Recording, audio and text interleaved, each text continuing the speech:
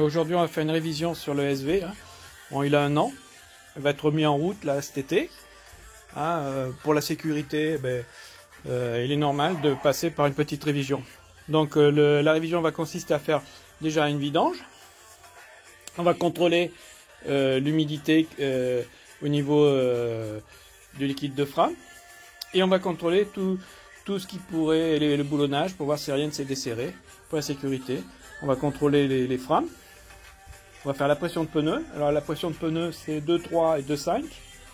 2,5 à l'arrière. Et puis voilà, on va contrôler le serrage des durites. On va nettoyer la chaîne. Alors la chaîne, je vous montrerai tout à l'heure, j'ai un petit appareil qui était très sympa, oui, donc là elle est un peu cracra. Et après on va la regresser, on va contrôler l'état des pneumatiques. Et puis voilà, donc elle pourra repartir pour la saison d'été en toute sécurité. Et ça c'est une obligation. Moi je dis une moto tous les ans, même si vous n'avez pas fait les 6000 km préconisés par le constructeur, de faire une petite révision. Au niveau de l'huile, j'ai pris une nouvelle huile Motul. Donc vous allez sur le site Motul et vous cherchez dans le sélecteur d'huile. Et vous prenez la correspondance à votre véhicule et vous avez l'huile. Alors Motul vient de sortir cette nouvelle huile, la 7100 là. Motul, excellent. Alors, je suis allé chez Street Moto Pièces, que je remercie, car en prenant l'huile, ils m'ont offert le filtre à huile, un filtre à huile Racing. Hein, et l'envoi gratuit, hein, donc je fais pas de pub, j'ai pas d'acquaintance avec eux, mais bon, c'est ce que j'ai trouvé de mieux sur internet.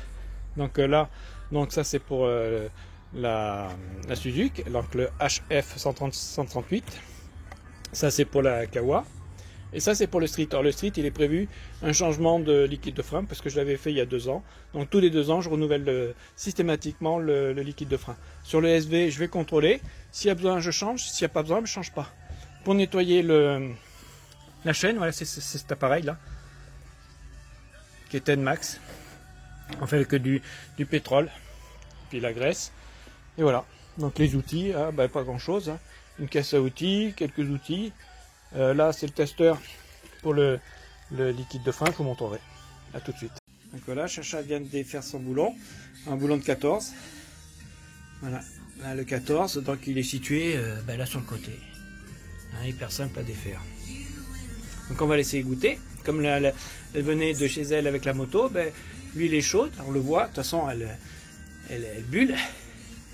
Bon, elle n'était pas morte, hein, mais bon, vous voyez, elle est rouge un petit peu, mais c'est aussi bien. On va laisser couler. On change le filtre à huile, allez vas-y. Voilà. Bon, tu défais, tu enlèves ta clé, donc tu le défais à la main. Donc là, ça avait été bien monté. Parce qu'un filtre à huile, ça se... Attends, on va mettre la gamelle dessous. Voilà.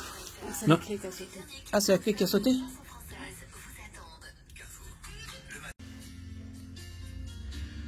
Ah, c'est bon, tu devrais l'avoir à la main. Là.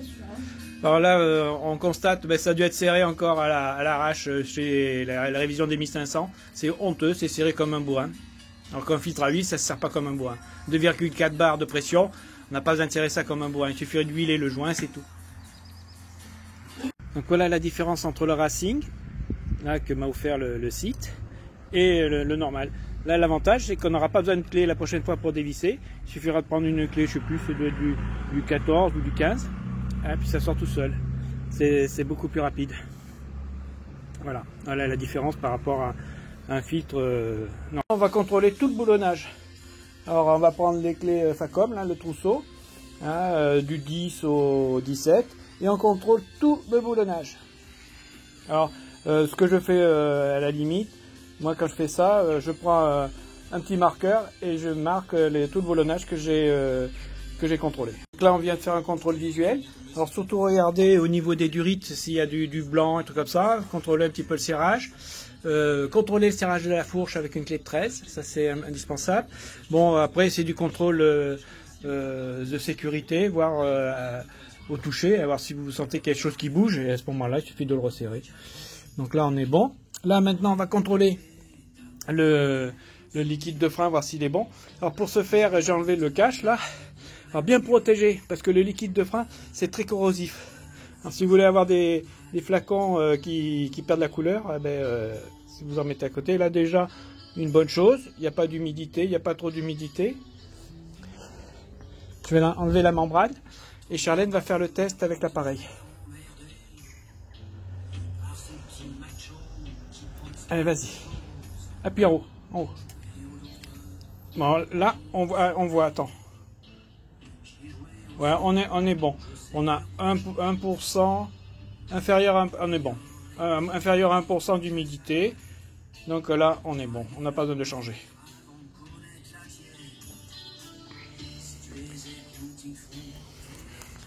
Maintenant, on va contrôler l'humidité dans le frein arrière. Vas-y, allume.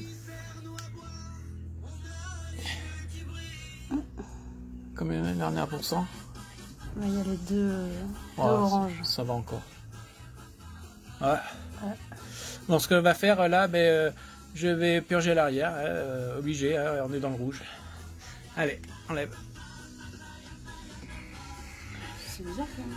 Ah oui. T'en fais voir. Comment ça se fait que l'arrière c'est rouge? C'est normal. Ouais, c'est normal. C'est normal parce que tu sollicites, disons que le degré de la température du liquide a été plus chaude à l'arrière, donc il s'est dénaturé par rapport à l'avant. C'est peut-être un peu plus normal. Tu utilises beaucoup ton frein arrière? Un peu, oui. Je pense que ça vient de là. Voilà, donc je viens de... Donc là, avec une seringue, j'ai sorti le liquide de frein, avec la petite seringue. Après, ici, vous avez le purgeur. Donc j'ai mis le purgeur avec mon... Il est là-bas. Mon petit appareil que j'ai fait maison, là. Ça, là, oui, c'est un petit bocal avec un petit tuyau. Là, alors c'est hyper simple, vous mettez ça sur le purgeur.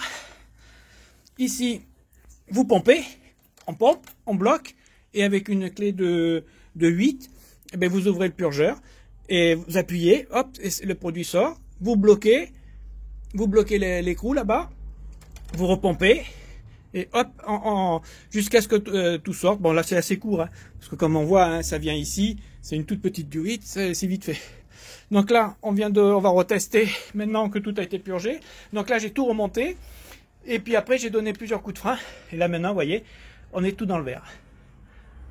Donc là, plus d'humidité, donc ce qui fait qu'on ne perdra pas de puissance de freinage.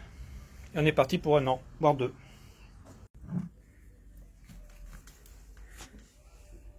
Vas-y. Vas-y, mais non. Vide-le carrément dessus, même. Et avec le doigt, tu l'étales. Voilà, tu mouilles bien ton truc. Ça, c'est obligatoire. Comme ça, après, il fera tout seul. Maintenant, tu le visses.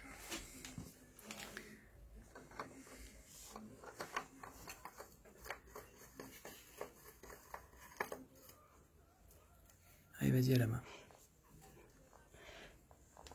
Tu prends un chiffon, tu le serres à la main.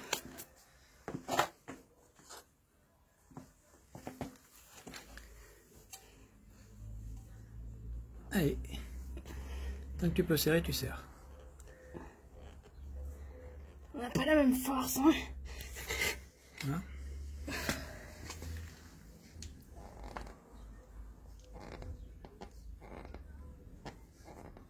Ah, voilà. Comment se monte un filtre à huile? On le serre à la main.